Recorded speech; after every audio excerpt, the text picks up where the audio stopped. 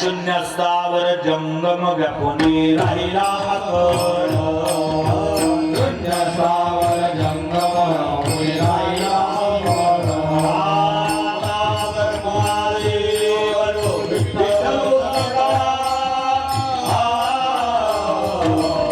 शून्य स्थावर जंगम व्यापुनी राहिला अखंड शून्य स्थावर जंगम व्यापुनी राहिला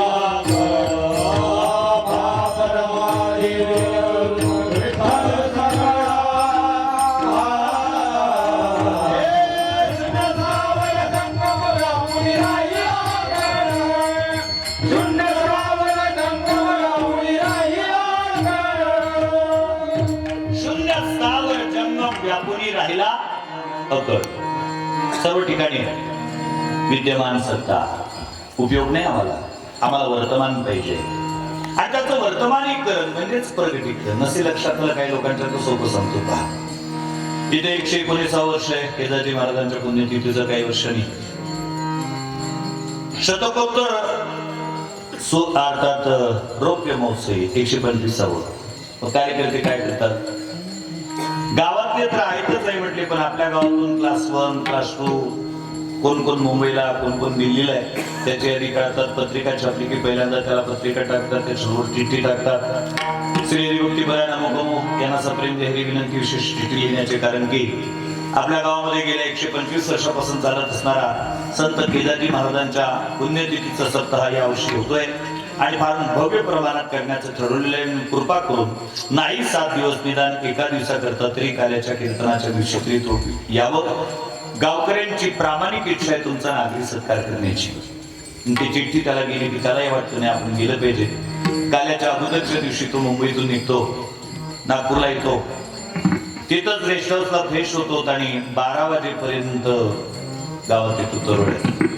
ते दिसल्यानंतर प्रत्येक जण काय दादा कधी आले, काय काका कधी आले, काय भाऊ कधी आले, काय साहेब कधी आले, ज्याचं ज्याचं जसं जसं नातं असेल तसं तसं विचारतो. आता साहजिक आहे, तो इथं नव्हता, तो मुंबईत होता, तो आला म्हणून त्याला विचारावं काय दादा कधी आले. काही काही सदग्रस्त कुठंच जात नाही, घर मंडपाला लागून असते, परंतु काल्याचं कीर्तन झाल्याशिवाय मंडपातच येत नाही. कारण बऱ्याचदा आमच्या असं लक्षात येतं, आम्ही 8-8 दिवस त्या गावात असतो, पण गावाचा अंदाज आम्हाला काल्याचं कीर्तन झाल्याशिवाय येतच नाही. गाव किती मोठं आहे, गावाचा अंदाज काल्याचं कीर्तन झाल्यावरच. लोखंडी फाटकं तुटतात हो त्या दिवशी. प्रसादी सर्व दुःखाना त्याच्यात करता. मी लहानपणापासून ऐकतोय त्या पंक्तीमध्ये एक श्लोक प्रामुख्याने म्हटला जातो, सदा सर्वदा योग तुझा घडावा, तुझी कारणी देह माझा पडावा. तिला बरेच दिवस विचार केला याचा, या पंक्तीचा आणि या श्लोकाचा संबंध काय. आणि अर्थ पाहिल्यानंतर लक्षात आला की श्लोक म्हणणारी पंक्तीतले कीर्तनातल्या टाळकऱ्यापेक्षा विद्वान असतात. कीर्तनाचे टाळकरे आहेत ना, अगदी समर्पक प्रमाण. बुंदीचा लाडूची पंगत असू द्या, लाडू हातात घेऊनच म्हणतात, सदा सर्वदा योग तुझा घडावा, तुझी कारणी दे माझा इथेच पडावा. आद्य शब्द आहे. उपेक्षु नको गुणवंतानंता, रघुनायका मागणी हेची आता. पुढच्या कोण्या गावातला काला किती तारखेला समजेपर्यंत हे थांबवत नाही ते. मग तो येतो काल्याचं कीर्तन झाल्यानंतर आणि मग जर त्याला विचारलं काय दादा कधी आले, योग्य आहे का हा प्रश्न? चुकीचा येतो, अपमान आहे त्याचा.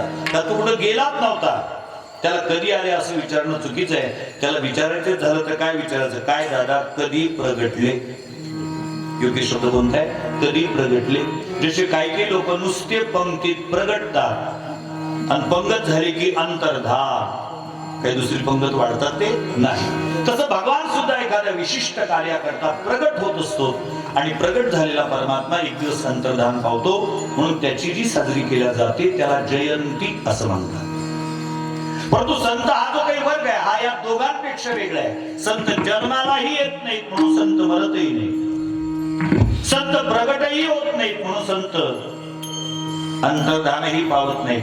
तर संत नाथ महाराज म्हणतात, संत होता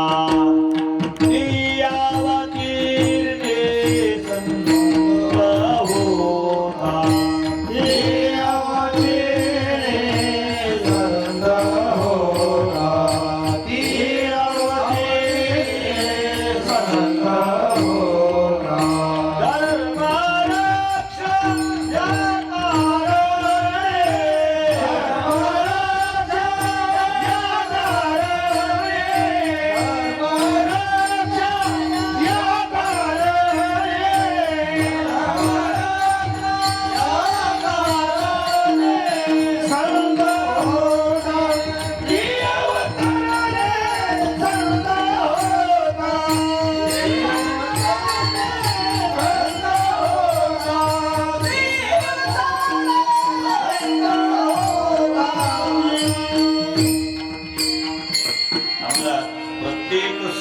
घरामध्ये नवीन ड्रेस असतो प्रत्येक सप्ताहाला.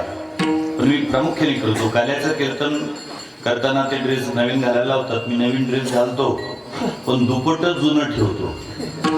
का? कारण ड्रेसही नवीन आणि दुपटही नवीन घेतलं तर ती कंबर पक्की बांधलेली राहत नाही, ते सुटते.